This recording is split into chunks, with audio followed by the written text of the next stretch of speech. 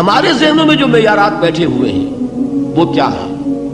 کامیابی پیسے سے ہے، کامیابی جائیداد سے ہے، کامیابی کاروبار سے ہے، کامیابی شہرت سے ہے، کامیابی اقتدار سے ہے.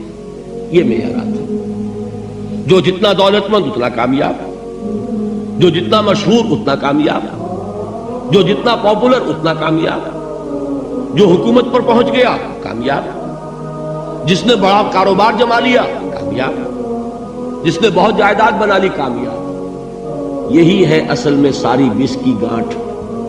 جو تصور کامیابی کا ہوگا اسی کے مطابق آپ کی بھاگ دوڑ ہوگی، اسی کے لیے جد و جہد ہوگی، اسی کے لیے توانائیاں صرف ہوں گی، اسی کے لیے دن رات کی مشقت ہوگی.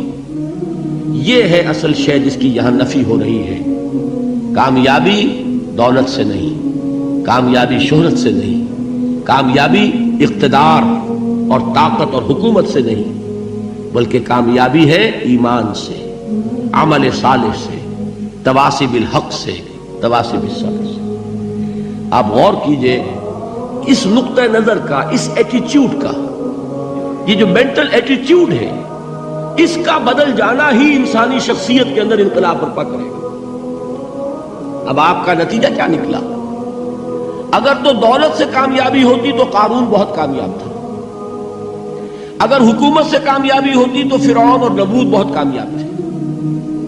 کامیابی ان سے نہیں ہے. کامیابی انسان دولت میں قارون کی دولت تک پہنچ جائے اور دنیا میں دبدبہ اور اقتدار اور سلطنت اور حکومت کے اعتبار سے وہ نمرود اور فرعون کا مقام حاصل کر لے، وہ ناکام ہے، خائب ہے، خاسر ہے، برباد ہے.